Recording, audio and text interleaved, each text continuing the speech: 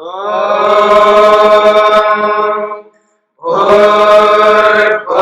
स्वः तत्सवितुर्वरेण्यं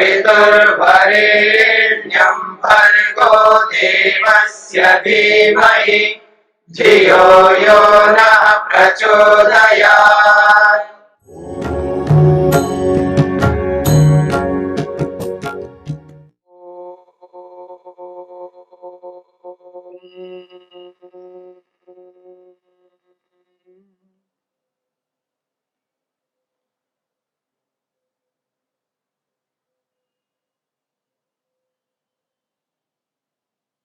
वृत्ति सारूप्यम इतरत्र। योगी योग की स्थिति में आत्मानुभूति से युक्त होता है। जो योगी नहीं है, यानी जो योगाभ्यास नहीं करता, जिसको हम लौकिक व्यक्ति कहते हैं। लौकिक व्यक्ति तीन अवस्थाओं से युक्त रहता है। क्षिप्त अवस्था से युक्त, मूढ़ अवस्था से युक्त और विक्षिप्त अवस्था से युक्त। और इन तीनों अवस्थाओं में व्युत्थान की स्थिति है, यानी योग से भिन्न स्थिति है। ऐसा व्यक्ति वृत्ति सारूप्यम से युक्त रहता है, यानी जड़ और चेतन को अलग अलग नहीं मानता। जड़ की वृत्ति को और आत्मा की वृत्ति को एक बनाता है। जो उदाहरण आपने सुना है, शरीर अलग है, आत्मा अलग है, परंतु शरीर को आत्मा मानता है। मैं ऐसा हूं, शरीर को देख करके बोलता है मैं ऐसा हूं, यानी शरीर को ही आत्मा मानता है। यह है वृत्ति सारूप्यम की स्थिति। लौकिक व्यक्ति वृत्ति सारूप्यम की स्थिति में ही रहता है। योगी व्यक्ति जब एकाग्र अवस्था में होता है, निरुद्ध अवस्था में होता है, उस स्थिति में आत्मा की अनुभूति करता है और परमात्मा की अनुभूति करता है। वो योग की स्थिति है। योग की स्थिति और लौकिक व्यक्ति की स्थिति, ये दोनों अलग अलग स्थितियां हैं। परंतु जब योगी व्यक्ति योग नहीं कर रहा होता है, यानी समाधिस्थ नहीं है, एकाग्रता को पाने के लिए, निरुद्ध अवस्था को पाने के लिए व्यक्ति को बैठना होता है, आसन लगा करके स्थिर होना होता है। सांसारिक कार्यों को नहीं करना होता है। अपनी सारी इंद्रियों को अंतर्मुखी बना करके और आंखें बंद करके आसन पर स्थित होकर के प्राणायाम आदि के माध्यम से धारणा करते हुए, ध्यान करता हुआ समाधि की स्थिति में व्यक्ति पहुंच जाता है। उस समाधि की स्थिति में जो योग होता है, उस योग में जो आत्मा को अनुभूति होती है, वो एक अलग प्रकार की अनुभूति है। जब वही व्यक्ति आसनस्थ नहीं है, समाधिस्थ नहीं है, तो वो लौकिक व्यवहार के साथ युक्त है। जैसे मैं आपके साथ बात कर रहा हूं, जैसे मैं आपसे बोल रहा हूं, वैसे ही योगी व्यक्ति किसी न किसी के साथ बोलेगा। लेना, देना, आना, जाना, बहुत सारी क्रियाओं को योगी व्यक्ति लौकिक अवस्था में रह करके करता है। वह व्यक्ति किस रूप में रहता है? योग की स्थिति में तो वह व्यक्ति आत्मानुभूति करता है, परमात्मा की अनुभूति करता है, जड़ को जड़ मानता है, चेतन को चेतन मानता है, दोनों की वृत्तियों को अलग अलग स्वीकार करता है। वही व्यक्ति जब लोक में लौकिक व्यवहार करता है, तो उस व्यक्ति की क्या स्थिति होती है? क्या वह भी वृत्ति सारूप्यम की स्थिति में रहता है, जैसे लौकिक व्यक्ति रहता है। तो महर्षि दयानंद सरस्वती जी ने बहुत अच्छे ढंग से समझाने का प्रयास किया है। ऋग्वेद की भूमिका, ऋग्वेदादि भाष्य भूमिका को लिखते हुए स्वामी दयानंद लिखते हैं, इतरत्र सांसारिक व्यवहार है। इतरत्र का अर्थ है सांसारिक व्यवहार में, लोक व्यवहार करते हुए कैसा रहता है? वो रहता है शांता, वो शांत रहता है। जो एकाग्रता को, निरुद्ध अवस्था को प्राप्त किया हुआ योगी है, समाधिस्थ नहीं है, लौकिक स्थिति में कोई योग नहीं कर रहा होता है, यानी बैठा हुआ नहीं है, आसनस्थ नहीं है, ध्यानस्थ नहीं है, समाधिस्थ नहीं है, फिर भी कैसा रहता है? शांता, उसकी वृत्ति शांत रहती है, शांता वृत्ति, बिल्कुल शांत रहता है, उद्विग्न नहीं रहता है, अशांत नहीं रहता है, बिल्कुल शांत वृत्ति रहती है उसकी। सतत अपने वृत्ति को शांत बना के रखता है, निरंतर उसके जीवन में शांति रहती है, उतार चढ़ाव नहीं होते उसके जीवन में, कभी अशांत हो गया, कभी शांत हो गया, कभी उद्विग्न हो गया, कभी प्रसन्न हो गया, ऐसा नहीं होता है। एक समान वृत्ति में रहता है, शांत वृत्ति में रहता है। परंतु जो योग की स्थिति में नहीं रहता, जो एकाग्र होकर के, निरुद्ध होकर के समाधिस्थ नहीं होता है, वह व्यक्ति सतत शांत नहीं रहता, निरंतर प्रसन्न नहीं रहता और निरंतर उद्विग्न भी नहीं रहता। उसके जीवन में उतार चढ़ाव आते रहते।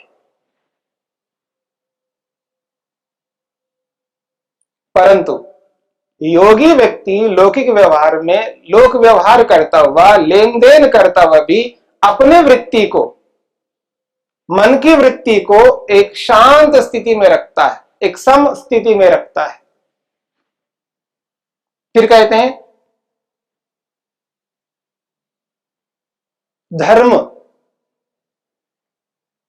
जब किसी के साथ व्यवहार करता है, कर्म करता है, कोई भी क्रिया करता है, धर्मारूढ़ा, वो धर्म से आरूढ़ रहता है, यानी धर्म ही करता है, अधर्म कभी नहीं करता। योगी व्यक्ति की ये विशिष्ट योग्यता है, वो लोक व्यवहार करता हुआ सदा धर्म करता है, धर्म पर ही आरूढ़ रहता है, अपने आप को धर्म में ही चलाता है। पर लौकिक व्यक्ति ऐसा नहीं होता, वो अवसरवादी होता है। जहां ऐसा अवसर है, यहां से बच निकल नहीं सकते, वह तो धर्म करेगा, क्योंकि वहां विकल्प नहीं है, ऑप्शन नहीं है। बस मेरे को इन्होंने पकड़ लिया है, अब इनसे बच नहीं सकता। समाज से, घर से, देश से, राष्ट्र से, सरकार से, किसी न किसी से वो जुड़ा हुआ है। जब वो पकड़ते हैं, उसके सामने स्पष्ट होता है, अब ये पकड़ लिया इन्होंने मेरे को, मैं अब इससे बच नहीं सकता। उस स्थिति में वो धर्म करेगा, क्योंकि उसके पास कोई चारा नहीं है, कोई विकल्प नहीं है, क्योंकि अवसर ही ऐसा है। लेकिन जहां उसके सामने विकल्प दिखाई देता है, वह अधर्म ही करेगा, वह बच निकलता है, क्योंकि अब मेरे को कोई पकड़ नहीं सकता।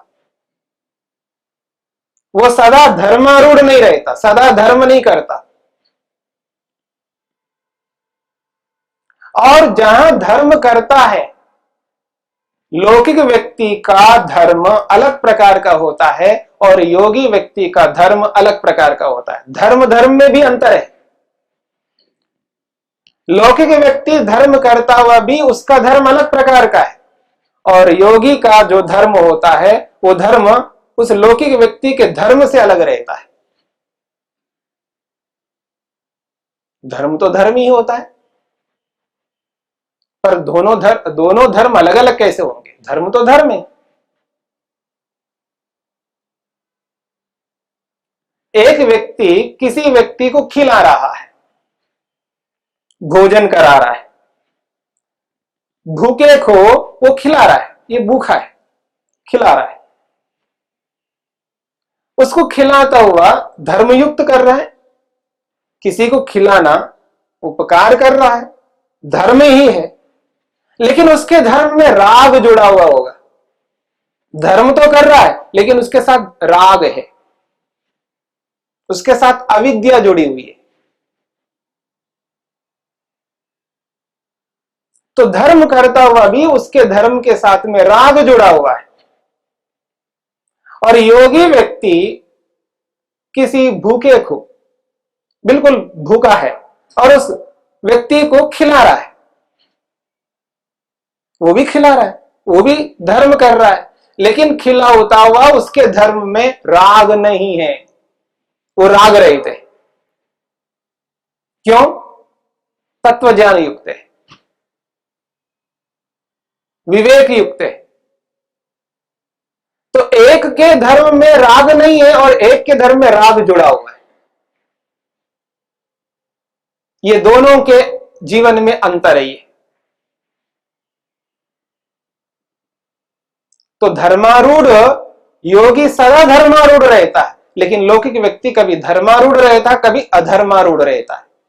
वो अवसर के अनुसार कभी धर्म करता है, कभी अधर्म करता है। परंतु योगी व्यक्ति जब समाधिस्थ नहीं है तो भी लोक व्यवहार करता हुआ सदा धर्म से युक्त रहता है। यह विशेषता है व्यक्ति की।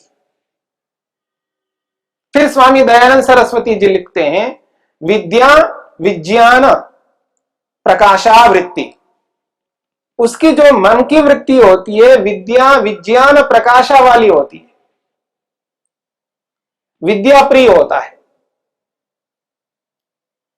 लौकिक भाषा में उसको विद्या से एलर्जी नहीं होती है, वो विद्या को ना पसंद करता हो ऐसा नहीं है, जिसे विद्या कहते हैं। क्योंकि योगी व्यक्ति को यह पता है विद्या का अर्थ है दुखों को छुड़ाने वाली, क्योंकि उसे यह बोध रहता है विद्या का मतलब विद्या, और वो विद्या वो जो जिसको वो पढ़ेगा उसका जो स्वाध्याय करेगा वो मोक्ष को दिलाने वाली होगी। वो विद्या मोक्ष को प्राप्त कराने वाली होगी। स्वाध्यायो मोक्ष शास्त्राणाम अध्ययनम, स्वाध्याय का मतलब वो है जो मोक्ष को मुक्ति को दिलाने के जो भी शास्त्र है उसका अध्ययन करना, पढ़ना। तो विद्या प्रिय होता है, विद्या अर्जन करने में उसको कभी आपत्ति नहीं होती, और उस विद्या को प्राप्त करके उसको विज्ञान के रूप में परिवर्तित करता है। उस विद्या को प्राप्त करके उसको विज्ञान के रूप में परिवर्तित करता है, उसको वैराग्य के रूप में परिवर्तित करता है। उचित को उचित मानता है, अनुचित को अनुचित मानता है, और उचित को उचित मान करके उस उचित को पकड़े रखता है, उसको करता है, और अनुचित को अनुचित मानता हुआ उस अनुचित को अपने जीवन से दूर हटाता है और उसको हटाया ही रखता है। और इतना ही नहीं है, और जो विद्या है उस विद्या को पा करके विज्ञान से युक्त बना करके उसको प्रकाशित करता है। उसकी यह विशेषता होती है। यानी जो विद्या मैंने प्राप्त किया है, जिस विद्या को मैंने विज्ञान के रूप में उसको परिवर्तित किया, वैराग्य के रूप में परिवर्तित किया है, और उससे मेरे को जो कुछ भी उपलब्धि मिल रही है ये उपलब्धि मुझ तक सीमित ना रहे, इसलिए वो क्या करता है, वो अन्यों को पहुंचाता है, दूसरों तक पहुंचाता है। जैसे सूर्य का प्रकाश, सूर्य का प्रकाश सर्वत्र फैलता है, ऐसा कोई स्थान नहीं होता है जहां सूर्य का प्रकाश ना जाए। जो अवकाश हो, जहां प्रकाश को रोकने के लिए कोई दूसरा तत्व पदार्थ नहीं है, कोई रुकावट नहीं है, तो प्रकाश निरंतर फैलता जाएगा और वहां तक फैलता जाता है जहां तक अवकाश है। ठीक इसी प्रकार से योगी उस विद्या को प्रकाशित करता है, फैलाता है, यानी मनुष्य मात्र के लिए वो देने के लिए यत्न करता है। अधिक से अधिक मनुष्य उस विद्या को प्राप्त करे, इसके लिए वो प्रयत्नशील रहता है, उद्यम करता है, मेहनत करता है। यह है विद्या विज्ञान प्रकाशावृत्ति। वो शांत रहता हुआ, धर्मारूढ़ रहता हुआ है और विद्या को प्राप्त करके उसको फैलाता हुआ। वो साधारण मनुष्यों से विलक्षण मनुष्य रहता है। इसलिए स्वामी दयानंद सरस्वती लिखते हैं, साधारण मनुष्य विलक्षणा, विलक्षण होता है वो, उसकी वृत्ति साधारण मनुष्यों की वृत्ति से विलक्षण वृत्ति होती है। यानी अपने मन को वो जब चलाता है तो किस व्यक्ति के लिए क्या आवश्यकता है उसके अनुरूप व्यवहार करता है। उसके व्यवहार में लौकिक व्यक्ति के व्यवहार में बहुत अंतर होता है। एक ज्ञान, जिसको हम तत्व ज्ञान कहते हैं, यथार्थता, उस यथार्थता को, यथार्थ को समझता हुआ और उस यथार्थ रूपी सत्य को सदा सत्य ही सिद्ध करने के लिए प्रयत्न करता है और उस सत्य को स्वयं स्वीकार करता हुआ अन्यों को भी सत्य के लिए प्रेरित करता है। इसलिए वो सत्य तत्व निष्ठा होता है। उसकी जो वृत्ति है सत्य तत्व निष्ठा वाली वृत्ति होती है। सदा सत्य को स्वीकार करता है, वो अपना हो चाहे पराया हो, सत्य का ही आश्रय लेता है, सत्य का ही पक्ष लेता है। लौकिक व्यक्ति ऐसा नहीं करता। लौकिक व्यक्ति सत्य का पक्ष सदा नहीं लेता। अपने निकटस्थ व्यक्ति, चाहे वो पत्नी हो, पति हो, पुत्र हो, पुत्री हो, भाई हो, बहन हो, यदि उसका अपना व्यक्ति है, वो उस अपनत्व के साथ में उस असत्य का भी वो साथ देता है, उसी को पुष्टि करता है व्यक्ति। उसका आश्रम है, उसका शिष्य है, ऐसी स्थिति में भी वो उसका साथ देगा, सत्य का साथ नहीं देगा। तो ये जो सत्य का साथ देना है, ये योगी व्यक्ति करता है। तो योगी व्यक्ति में और लौकिक व्यक्ति में ये दो अंतर है। योगी व्यक्ति सदा सत्य का साथ देता है और लौकिक व्यक्ति कभी सत्य का कभी असत्य का साथ देता है। तो ये जो वृत्ति है योगी की वृत्ति, वो शांत वृत्ति है और उस शांत वृत्ति में ही व्यक्ति पूर्ण धर्म कर सकता है, जिस धर्म में अधर्म नहीं रहता। तो लौकिक व्यक्ति और योगी दोनों लोक व्यवहार करते हुए, लौकिक व्यवहार दोनों कर रहे हैं, लेकिन दोनों के लौकिक व्यवहार में जमीन आसमान का अंतर है।